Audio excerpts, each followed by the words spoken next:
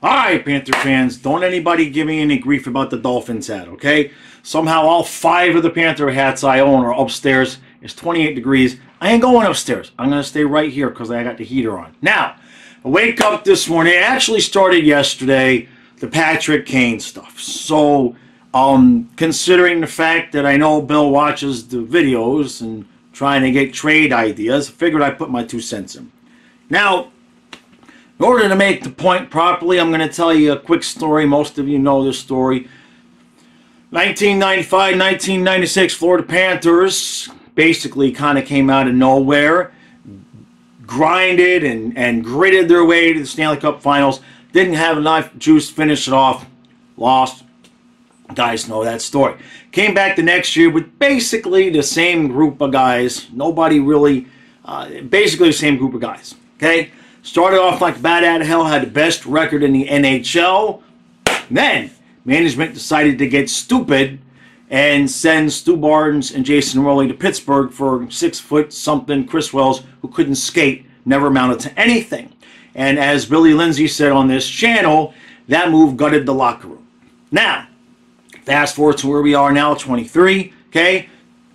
The Panthers story from last year is very eerily similar. I wouldn't say we came out of nowhere, but we got in at the last minute in the playoffs. Nobody really expected much from us. And the same thing ensued where we made it all the way to the finals. Didn't have the juice to finish it off. Came back this year, okay? We got basically the same group of guys. There's a couple of changes. And, of course, we've missed Bennett and Ekblad and Montour. And we're not the best team in the league. But in the last 11, we might be. What are we, 9-2-1 in the last 12? That might be the best, maybe except for Vegas. So the point is they're playing really, really, really, really, really well. And we already know that we're going to insert Ekblad and Montour into the defense, make some changes there. Now, talking about Patrick Kane. Now, I am not explicitly saying, I think that's the word I'm looking for, I'm not saying that he would destroy the chemistry. I'm not saying he wouldn't, though, however, because the idea, number one, is where is he going to play? Okay? And we'll get to whether I would even want him or not, but where? The top line with Barkov, Reinhart, and Rodriguez is right now on freaking fire. I think, what was it? Reinhart just got Player of the Month or a week, whatever it is. I mean, they cannot be stopped. They cannot be held down. You ain't breaking up that line. Okay? Second line, Bennett, Verhaeghe, and Tkachuk. Well, I mean, Bennett and Tkachuk go together like cookies and ice cream and milk, and that's 3 things. But you know what I'm saying, all right? You're not breaking up that line. So there's one spot for this dude, basically. And that is Nick Cousins' spot. So you'd have Lundell, Luostarinen, and Kane. Now, Nick Cousins is not Patrick Kane, does not have the pedigree of Patrick Kane. But what does Nick Cousins do? Nick Cousins scores big goals in the playoffs and in the regular season right in those moments. He is a clutch player. He may only get you 12 goals a year, but 10 of them are going to be perfectly timed, much-needed goals. Don't really want to get rid of guys like that. Now, you wouldn't be getting rid of him. You'd be moving him down. Now, here's the part about Kane. Okay, and I'm not going to get into the accusations and everything that have been with him in the past. I'm going to be straight with you. I've seen people say he was accused of things, and that is as much as I know about it, and that's really as much as I want to know about it because he's never been a Panther. All right? But what I will say is, number one, a 36-year-old dude coming off a hip resurfacing, is he really going to have the juice to run Maurice's system? Let's think about that for a half a second. Now, I'll put that question over here.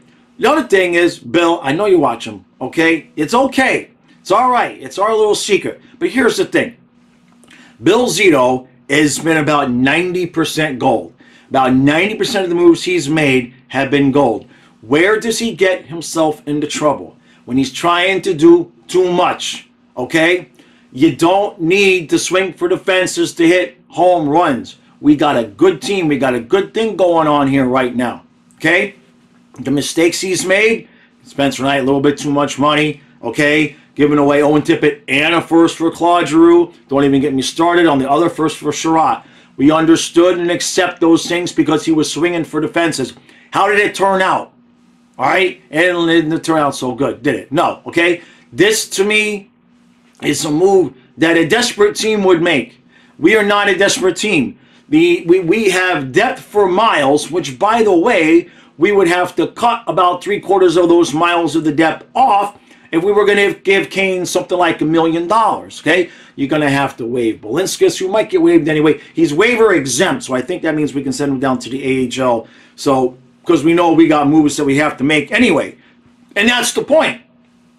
Just to fit Ekblad and Montour back on the roster, well, Ekblad specifically, we have to send somebody down. We already have to thin out our reserves a little bit just to make room for Ekblad.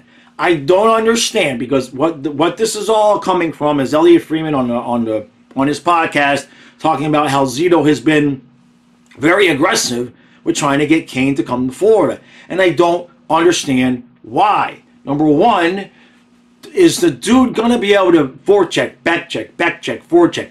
Because we have seen what happens in this system. If the forwards don't come back, the puck is going in the back of the net. The forwards are just as important, if not more important, than the defensemen in this system. You have to have your forwards coming back all the time. That's when the system was working great. So now you've got a guy that, already 36. Now I know Eric Stahl did it last year. But Eric Stahl was coming off of a year where he wasn't even in the league. He had a fresh body, okay? Kane's coming off a hip surgery. These are two very different things. This is not Jaromir Jagr either. This is not Jagr just coming back and using his big ass to shield people from the puck and letting young guns, Huberdeau and Barkov do the work and get the puck to Jagr, or Jagr stand behind the net and getting the puck to Barkov or Huberdeau. This is not that either. And let's face it, Patrick Kane was a great player, but he's not Jaromir Jagr. This is a different situation. All right? Not interesting. Not even a little. Okay? There's no need to make this move.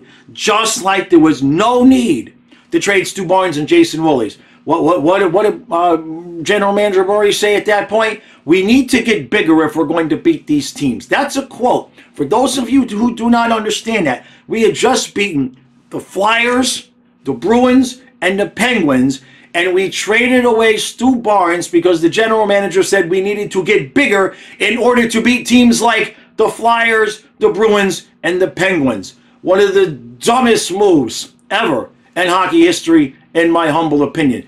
Now, I'm not saying getting Kane would be on that level, but why mess with the chemistry, man? Why mess with the chemistry? There's no need to do this, all right? We've got enough goal scoring. We've got the right forwards for this group. If somebody came along, if somebody got hurt or somebody came along who was a younger player and we had an opportunity to get somebody during a trade deadline, I'd consider it. But right now, man, just, Bill, please, I'm begging you, please, please, please, leave Kane alone.